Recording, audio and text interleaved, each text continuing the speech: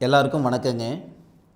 துலா ராசியில் பிறந்தவங்களுக்கு உண்டான முழுமையான ஏப்ரல் மாத பலனை தானுங்க இந்த பதிவில் நம்ம பார்க்க போகிறோம். ஏப்ரல் மாதத்தில் வரக்கூடிய கோச்சார கிரக அமைப்புகள் துலா ராசியில் பிறந்த நண்பர்களுடைய வாழ்க்கையிலையும் வாழ்வாதாரத்திலையும் எந்த மாதிரியான மாற்றங்களை ஏற்படுத்த போகுதுன்றது பற்றி தானுங்க ஆதாரபூர்வமாக இந்த பதிவில் நம்ம பார்க்க போகிறோம். ஏப்ரல் மாதம் 1ஆம் தேதி புதன்கிழமை அதிகாலை சூரிய பகவானுடைய சாரம் ஐயப்ப சாமி அவதரித்த நட்சத்திரம்னு சொல்லக்கூடிய உத்தரம் நட்சத்திரம் 2வது பாதம் கன்னியா ராசி தனுசு லக்னத்தில் தான் இந்த மாதம் பிறக்கப்படுது. துலா ராசியாதிபதி சுக்கிர பகவான் துலா ராசிக்கு 7வது பாவகன் சொல்லக்கூடிய திருமணஸ்தானத்தில் இருந்து துலா ராசியை பார்க்கக்கூடிய தருணத்தில் தான் இந்த மாதம் பிறக்கப்படுது. வரக்கூடிய ஏப்ரல் மாதத்தில் கோச்சார கிரக அமைப்புகள் ஏகப்பட்ட மாற்றங்களை தரப்போகுதுங்க துலா ராசியில் பிறந்தவங்களுக்கு. பொதுவாக இந்த பிரபஞ்சம் எல்லாருக்கும் எல்லா நேரத்துலையும் சாதகமான பலன் தர்றதில்ல பாருங்கள். ஒவ்வொருத்தருக்கும் ஒவ்வொரு தருணத்தில் தான் சாதகமான பலன் தரும். நம்ம நிறைய கேள்விப்பட்டிருக்கோம், பார்த்துருக்கோம். சந்தர்ப்ப சூழ்நிலை ஒருத்தருக்கு சாதகமாக இருந்ததுன்னா ஆண்டியாக அவர் இருந்தாலும் அரசனாக்கி விடுது இந்த பிரபஞ்சம். அதே சந்தர்ப்ப சூழ்நிலை பாதகம் ஆயிடுச்சுன்னா அரசனாகவே இருந்தாலும் ஆண்டியானதை நம்ம பார்த்துருக்கோம். அப்போது வரக்கூடிய ஏப்ரல் மாதத்துடைய கோச்சார கிரக அமைப்புகள் ஒவ்வொரு தருணத்திலையும் துலா ராசியில் பிறந்தவங்களுக்கு மாற்றத்தை கொடுக்க போகுது. உங்கள் ராசியாதிபதி ராசிக்கு 7வது பாவகத்தில் இருந்து உங்கள் ராசியை பார்ப்பதே சிறப்பு. அதுவும் பரணி நட்சத்திரம் உங்கள் ராசியாதிபதி சாரத்தில் இருந்து உங்கள் ராசியை பார்க்கும் பொழுது மன அழுத்தம் நீங்க போகுது, மன வாழ்க்கையில் இருக்கிற சங்கடங்கள் சரியாக போகுது. சார் எல்லாரும் இப்படி தான் சார் சொல்கிறாங்க, ஒன்றும் நடக்க மாட்டேங்குதுங்க. நான் சொல்லக்கூடிய ஆதாரத்தை புரிஞ்சுக்கிடுங்க. திருமண ஸ்தானாதிபதி அப்படின்னு சொல்லக்கூடிய கிரகம் செவ்வாய் துலா ராசியில் பிறந்தவங்களுக்கு. அந்த திருமண ஸ்தானாதிபதின்னு சொல்லக்கூடிய செவ்வாவுக்கு குரு பகவான் வீடு கொடுக்குறார். 6வது பாத்தியத்தில் நம்ம ராசிக்கு துலா ராசிக்கு 6வது பாத்தியத்தில் தான் செவ்வாய் வரப்போகிறார். அதாவது ஏப்ரல் மாதம் 1ஆம் தேதியே வரப்போகிறார். குரு பகவானுடைய ஆதிக்கத்தில் செவ்வாவுடைய பார்வையில் குரு அருமையான பரிவர்த்தனை.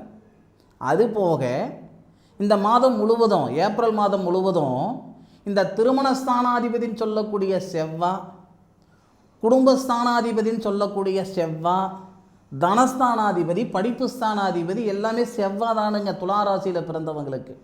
6வது பாத்தியத்தில் இருந்தாலும் குரு பகவானுடைய சாரம் புரட்டாதி நட்சத்திரம் குபேரர் அவதரித்த நட்சத்திரத்தில் இருந்து தனஸ்தானாதிபதி தனகாரகனுடைய வீட்டில் தனகாரகனுடைய சாரத்தில் இருந்து தனகாரனையும் பார்த்து நம்ம ராசியை 8வது பார்வையை பார்க்கிறாரு தனஸ்தானாதிபதி செவ்வாய். குருவுக்கும் சனிக்கு மட்டும்தான் 3 பார்வை அப்படின்ற மாதிரி நிறைய பேர் நினைக்கிறாங்க. செவ்வாவுக்கும் 3 பார்வை இருக்குங்க. 3 பாத்தியத்தை பார்க்கலாம் செவ்வாய். 4வது பார்வையும் 7வது பார்வையும் 8வது பார்வையும் செவ்வாவுக்கு உண்டு.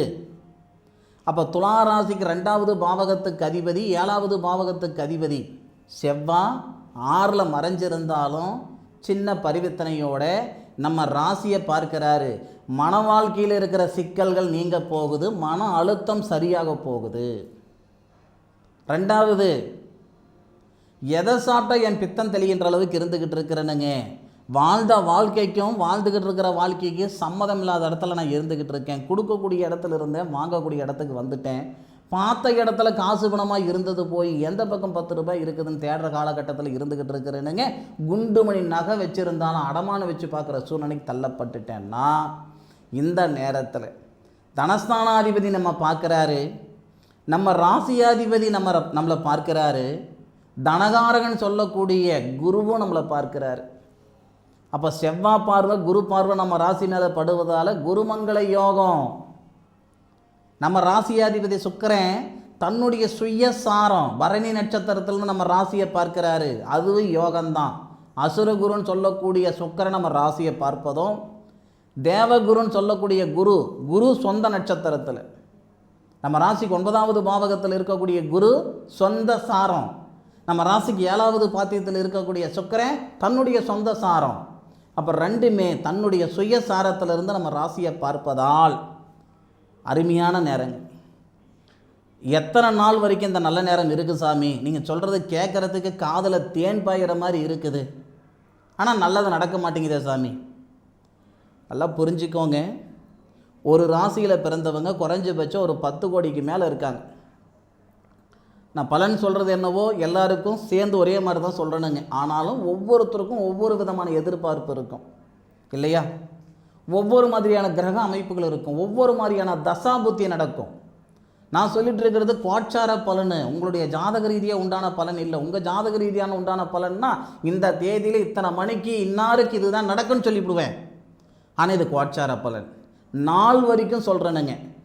7ஆம் தேதியிலிருந்து 20ஆம் தேதி வரை தீராத சங்கடமாக இருந்தாலும் அந்த நாளில் நாம் முயற்சி செய்கிறதன் பட்சத்தில் தீர்த்துக்கிடலாம்.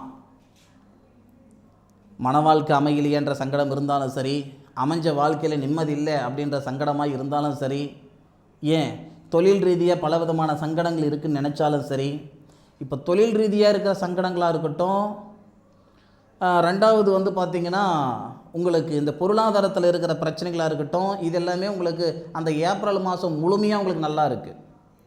அதுக்கெல்லாம் நீங்கள் ஏப்ரல் மாதம் 1ஆம் தேதியிலிருந்து 30ஆம் தேதி வரைக்கும் ஒரு நேரத்தை இந்த பிரபஞ்சம் கொடுத்து தான் தீரணும். அதுக்கு நீங்கள் ட்ரை பண்ணலாம். ஆனால் குழந்தை பாக்கியம் இல்லாமல் இருக்குது, கல்யாணம் ஆகாமல் இருக்குது, கல்யாணம் ஆகி நிம்மதி சந்தோஷம் இல்லாமல் இருக்கேன், ஆசை 30 நாள் மோகம் 60 நாள்ன்ற மாதிரி பிரிஞ்சு போய் இருக்கிறேனுங்க, விவாகரத்தாயிடுச்சு, மறுமணத்துக்கு முயற்சி பண்ணுறேன், குழந்தை பாக்கியத்துக்காக போகாத கோவில் குளம் கிடையாது, பண்ணாத பரிகாரம் கிடையாது, பார்க்காத வைத்தியம் கிடையாது, கேட்காத ஜோசியம் இல்லை, கேட்ட ஜோசியம் எல்லாம் பொய்யாயிடுச்சு, செலவழிச்சு காசெல்லாம் செம்பாயிடுச்சு, கும்பிட்ட சாமியே கல்லாய் போச்சு சாமின்னு சொல்லக்கூடிய துளாராசியில் பிறந்தவங்களுக்கு புத்திரகாரகன் சொல்லக்கூடிய குரு உங்கள் ராசியை பார்க்கும் பொழுது திருமணகாரகன் சொல்லக்கூடிய சுக்கிரனும் உங்கள் ராசியை பார்க்கிறாரு, திருமண ஸ்தானாதிபதின்னு சொல்லக்கூடிய செவ்வாவும் உங்கள் ராசியை பார்க்கிறார். இந்த நிகழ்வு அப்படின்றது நமக்கு நிறைவாக இருக்குது. இதை விட ஒரு நல்ல விஷயம் என்னன்னா, நம்ம ராசிக்கு 5வது பாத்தியத்துக்கு அதிபதி தான் புத்திர ஸ்தானாதிபதி. புத்திர ஸ்தானாதிபதிக்கு வீடு கொடுத்தவரே குரு தான்.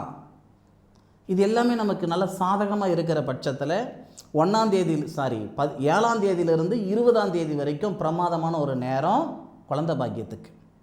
சரியா? இது இயற்கையோ செயற்கையோ அது உங்களுடைய உடலை பொறுத்து, உங்களுடைய சூழ்நிலையை பொறுத்து, புரியுதுங்களா? அது இயற்கையாக செயற்கையான்றது. ஆனால் இந்த தருணத்தில் குழந்தை பாக்கியம் உருவாகிறதுக்கான நேரம். அதே மாதிரி இந்த துளாராசியில் பிறந்தவங்களுக்கு மட்டுமே இருக்கக்கூடிய மிகப்பெரிய ஒரு பிராப்தம் என்னன்னா, லாபஸ்தானாதிபதியாக சூரியன் வருவார். இந்த லாபஸ்தானாதிபதி சூரியன் புதனுடன் சேர்ந்து புதனாதித்ய யோகம், செவ்வாயுடன் சேர்ந்து சூரிய மங்கள யோகம், இந்த 2 யோகம் நம்ம ராசிக்கு 12வது பாவகத்தை பார்க்குறாங்க. அப்போ விரைய செலவு செஞ்சுக்கிடணும், விரைய சுப செலவு செஞ்சுக்கிடணும் அப்படின்ற எண்ணங்கள் இருந்தால் 1ஆம் தேதியிலிருந்து 14ஆம் தேதி வரைக்கும் நல்ல நேரம். நான் வீடு வாசல் கட்டணுங்க, கட்டி முடிக்க முடியல, அரையும் குறையமாக நிற்கிது, இந்த நேரத்தில் இந்த ஏப்ரல் 1ஆம் தேதியிலிருந்து 14ஆம் தேதிக்குள்ளார ஏதாவது ஒரு பக்கம் கடனை வாங்கியாவது இருக்கிற வேலையை செஞ்சுக்கிடலாம். இல்லை சாமி, நான் வீடு கட்டலாம்னு இருக்கிறேனுங்க, அதுக்கு சந்தர்ப்பம் இல்லைங்க, தொடங்குறதுக்கு இது நல்ல நாட்கள் கிடையாது. ஏன்னா இந்த மாதம் 1ஆம் தேதியிலிருந்து 14ஆம் தேதி வரைக்கும் பங்குனி மாதத்தில் வந்துடும். அந்த சூரியன் மாறுற பட்சத்தில் தான் நமக்கு அந்த சித்திரை மாதம் 1. சரியா? அப்போது ஏற்கனவே இருக்கக்கூடிய வேலையை நம்ம முடிச்சுக்கிடலாம், சரி செஞ்சுக்கிடலாம். இந்த மண்மனை தொடங்கிறதுக்கு ஒரு ரிஜிஸ்ட்ரேஷன் செஞ்சுக்கிறதுக்கோ, இல்லை வீடு கிரகப்பிரவேசம் செஞ்சுக்கிறதுக்கோ, இல்லை வீட்டு வேலை ஆரம்பிக்கிறதுக்கோ இது நல்ல நேரம் கிடையாது. ஏப்ரல் மாதம் 1ஆம் தேதியிலிருந்து 14ஆம் தேதி வரைக்கும் அது வேண்டாம், 14 தேதிக்கு மேற்கொண்டு செஞ்சுக்கிடுங்க. அதே மாதிரி இந்த துளாராசியில் பிறந்தவங்களுக்கு இந்த 3வது பாவகத்துக்கு அதிபதியாக நம்ம குரு பகவான் வராரு இல்லையா? அந்த 3வது பாத்தியத்துக்கு அதிபதி தான் 9வது பாத்தியத்தில் இருந்து நம்ம 5வது பார்வையை நம்மளை பார்க்கிறார். அப்படி இருக்கிற சூழலில் அந்த மன தைரியம் அதிகமாக ஏற்படுத்தும், மன நிறைவு கொடுக்கும், மன அழுத்தம் எல்லாம் சரியாகும். இந்த மாதிரியான நல்ல விஷயங்களெல்லாம் நடக்கிறதுக்கான வாய்ப்புகள் உண்டு. கிரகம் மாற்றம் அப்படின்றது இந்த லாபஸ்தானாதிபதி பார்வை நம்ம ராசி மேலே 14ஆம் தேதி படுது, சித்திரை 1ஆம் தேதி படும். அப்போ லாபஸ்தானாதிபதினு சொல்லக்கூடிய சூரியன் உச்ச நிலையில் வராரு. எப்போனா நமக்கு 14ஆம் தேதியிலிருந்து 30ஆம் தேதி வரைக்கும் சூரிய பகவான் உச்ச நிலையில் வருவார். அப்போ அந்த 14 தேதிக்கு மேற்கொண்டு வெளியூர் போகிற மாதிரி வாய்ப்புகள் ஏற்படும். துளாராசியில் பிறந்தவங்களுக்கு வெளிநாடு போகிறதுக்கான வாய்ப்புகள் ஏற்படும். அந்த முயற்சியில் இருக்கிறவங்களுக்கு எல்லாருக்குமே ஏற்பட போகுது, அது ஒன்றும் இல்லை. அந்த எதிர்பார்ப்போடு இருக்கிறவங்களுக்கு, இல்லை வெளிநாட்டில் இருக்கிறவங்களுக்கு நிரந்தர குடியுரிமை வர்றதுக்கு அல்லது நிரந்தர இருப்பிடம் ஒரு மனம் உருவாகிறதுக்கான சூழல் எல்லாமே அந்த 14 தேதியிலிருந்து நமக்கு ஏற்படும். அதுவும் குறிப்பாக ஏப்ரல் மாதம் அந்த அமாவாசைன்னு சொல்லுவோம் இல்லைங்களா, ஏப்ரல் மாதம் அமாவாசை, அந்த நாளில் தொழில் ஸ்தானாதிபதின்னு சொல்லக்கூடிய சந்திரனும் லாபஸ்தானாதிபதின்னு சொல்லக்கூடிய சூரியனும் 2 பேருமே நம்ம ராசியை பார்ப்பாங்க. இது எப்போ சொல்கிறேன்னா, உங்களுக்கு அந்த அமாவாசை அன்னைக்கு சொல்கிறேனுங்க. ஏப்ரல் மாதத்தில் எந்த நாள் அமாவாசைன்னு நீங்கள் கேலண்டரில் பார்த்துக்கிடுங்க. அந்த ஏப்ரல் மாதம் அமாவாசை முழுமையாக, அதாவது 60 நாளைக்கு வரும்னு வச்சுக்கோங்களேன். ஒரு திதி அப்படின்னும் போது அந்த அமாவாசை திதி முன்னே 60 நாளைக்கு வருது. அந்த நாள் உங்களுக்கு மிகப்பெரிய ஒரு வாய்ப்பு இந்த பிரபஞ்சம் கொடுக்கும். அந்த அமாவாசையின் நாளில் தொழில் நிமித்தமாக புதுசாக தொழில் தொடங்குறேனுங்க அப்படின்னா இந்த நாள் நீங்கள் மறுக்காமல் நீங்கள் செய்யுங்க. இன்றைக்கி சாதித்தவங்களாக இருக்கட்டும், சம்பாதிச்சவங்களாக இருக்கட்டும், பெரிய வசதி வாய்ப்புகளால் வாழ்ந்துக்கிட்டு இருக்கிறாங்களே எல்லாருக்குமே இந்த பிரபஞ்சம் ஒரு வாய்ப்பை கொடுத்துருக்கோம் இல்லையா, ஒரு சான்ஸை கொடுத்துருக்கோம் இல்லை. அந்த மாதிரியான வாய்ப்பு தான் இந்த நேரத்தில் உருவாக்க போகுது. சார் அமாவாசையில் போய் நீங்கள் செய்ய சொல்கிறீங்க அப்படின்னா, துளாராசியில் பிறந்தவங்களுக்கு மிகப்பெரிய ஒரு பிரார்த்தம் என்னன்னா, தொழில் ஸ்தானாதிபதியாக சந்திரன் வருவார், லாபஸ்தானாதிபதியாக சூரியன் வருவார். அப்போ 2 பேருமே உங்களுடைய ராசிக்கு 7வது பாவகத்திலிருந்து உங்கள் ராசியை பார்க்கக்கூடிய காலகட்டம் இந்த ஏப்ரல் மாதத்தில் தான் நடக்கும். அதுவும் ஏப்ரல் மாதம் அமாவாசையில் தான் நடக்கும். இது வருஷத்துக்கு ஒரு முறை வரக்கூடிய ஒரு பொக்கிஷமான நாள். இதில் இன்னொரு ஆச்சரியம் என்னன்னா, இந்த தொழில் ஸ்தானாதிபதி லாபஸ்தானாதிபதி ஒரு பாவகத்திலிருந்து உங்கள் ராசியை பார்க்கும் பொழுது உங்கள் ராசிக்கு 9வது பாவகத்தில் இருக்கக்கூடிய அந்த தனகாரகன் சொல்லக்கூடிய குருவும் உங்கள் ராசியை பார்க்கிறாரு, உங்கள் ராசியாதிபதின்னு சொல்லக்கூடிய சுக்கிரனும் உங்கள் ராசியை பார்க்கிறாரு, உங்கள் ராசிக்கு 2வது பாவகத்துக்கு அதிபதி தனஸ்தானாதிபதின்னு சொல்லக்கூடிய செவ்வாவும் உங்கள் ராசியை பார்க்கிறார். அப்போது நமக்கு எத்தனை கிரகங்கள் பார்க்குன்னா, செவ்வாய் பார்வையும் சூரிய பார்வையும் சந்திர பார்வையும் சுக்கிர பார்வையும் குரு பார்வையும் 5 கிரகங்களுடைய பார்வை துளாராசி மேலே வரக்கூடிய நாள் அப்படின்னு பார்த்தீங்கன்னா ஏப்ரல் மாதம் அமாவாசை. அந்த நாளில் நீங்கள் செய்யக்கூடிய தொழில் நிமித்தமாக செய்யக்கூடிய வேலை வாய்ப்பு, அதாவது முயற்சி மிகப்பெரிய வளர்ச்சியை கொடுக்கும். அதில் மாற்று கருத்து கிடையாது. சரியா? இதை அனுபவித்து சொல்லுங்கள். நான் உங்களுக்கு பலன் நான் உங்களுக்கு சொல்லிகிட்டு இருக்கிறேன் அப்படின்னா, கோட்சார ரீதியாக வரக்கூடிய கிரக அமைப்புகளை கொண்டு, அந்த கிரகங்கள் ஏறி இருக்கிற சாரத்தை கொண்டு உங்களுக்கு நான் பலன் சொல்லியிருக்கிறேனுங்க. ஏட்டு சுரைக்காய் கூட்டுக்கு உதவாது. புத்தகத்தில் படிக்கிறதோ ஒருத்தர் சொல்கிறதோ இதெல்லாம் ஒரு புறம். நடந்தால் தான் நமக்கு அது உண்மை.